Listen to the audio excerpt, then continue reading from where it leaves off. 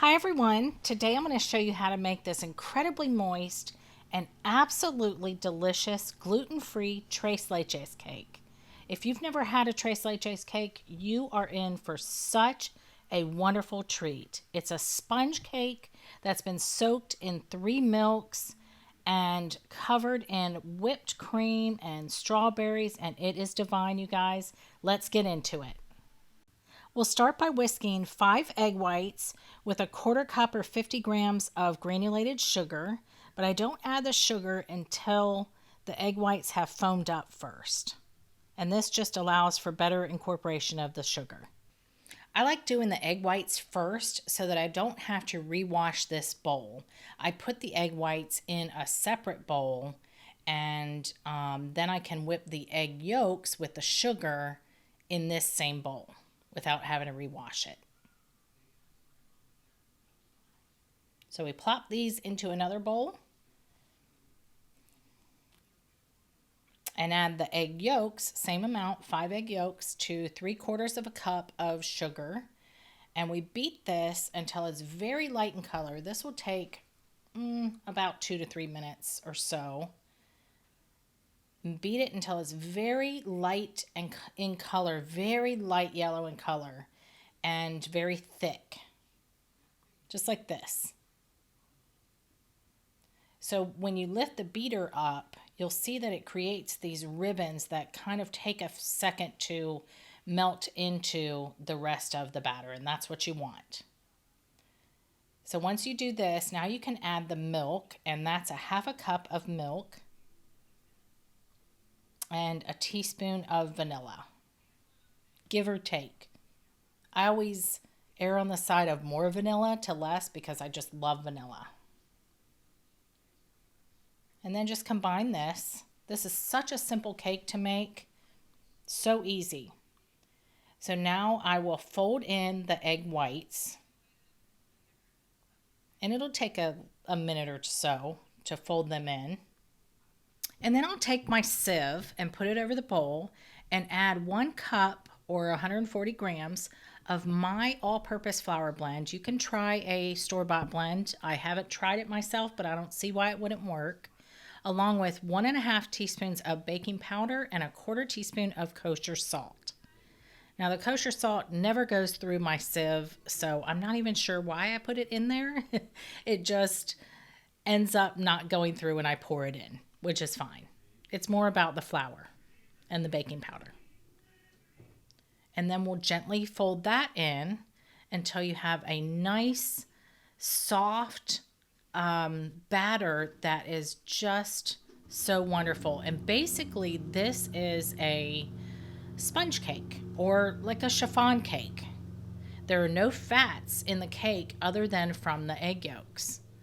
But you will get plenty of fat in this cake. I guarantee it. And that's from all the milks.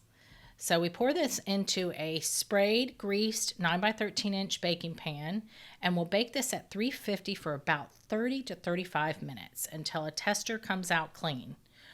And then we'll get the 3 milks mixed together. And this is heavy cream. I have 1/3 cup of heavy cream along with a 12-ounce can of evaporated milk and a 14-ounce can of sweetened condensed milk. And I'm just going to whisk these together until incorporated. You can also make this like a coconut cake by subbing the sweetened condensed milk with cream of coconut or that Coco Lopez, that's what it's called. And that is so good. And you can sprinkle shredded coconut over the top. I've done it before. My dad is a coconut fan. He loved it. So I'm using the blunt end of a skewer to poke holes all over this cake, and I mean all over. You want this to get into every little nook and cranny of this cake because it is so, so good, you guys. You can imagine with that, my favorite ingredient of all, the sweetened condensed milk, that makes it just divine. So just slowly pour it all over, and you think you're going to have way too much and it's not all going to soak in, but trust me, it will. But the hardest part of making this cake is leaving it to soak in, preferably overnight. You can let it do for like 6 hours. But honestly, this cake is better the next day or even the following day, 2 days later. So that's how I like it. So cover it with plastic wrap and put it in the fridge and let it sit there. Don't be tempted to try it yet because it's not as good. I promise you, it will be so good. So we're going to make just a heavy whipping cream topping. And we start with 2 cups of heavy whipping cream and start whisking this on low. I like to let mine whisk on low first for just a little bit to thicken up before I add the sugar and vanilla. And like I said before, I never measure vanilla because it's one of those ingredients that I love. So if I go a little over, it's supposed to be a teaspoon, but as you can see here, I did more like a tablespoon, which is just fine. It will be very vanilla-y, which there's nothing wrong with that. And I'm adding about 3 to 4 tablespoons of powdered sugar, and then I'll bump it up and let it go until it's in between soft peaks and stiff peaks. So it's kind of like a medium peak, I guess you would say. Enough to be like a soft, spreadable frosting. Just like this. Perfect. And then we just frost the cake. Dump it all on and smooth it out. I serve this with strawberries or berries, whatever's like in season. But again, like I said, if you go the coconut route and do the cream of coconut instead of the sweetened condensed milk, you can sprinkle sweetened shredded coconut all over the top, and that is so good too. But you guys, look at this cake. It is just, I don't know how to describe it, maybe custardy. This is the second day, and it is so good, you guys. If you've never had this, you have got to try it.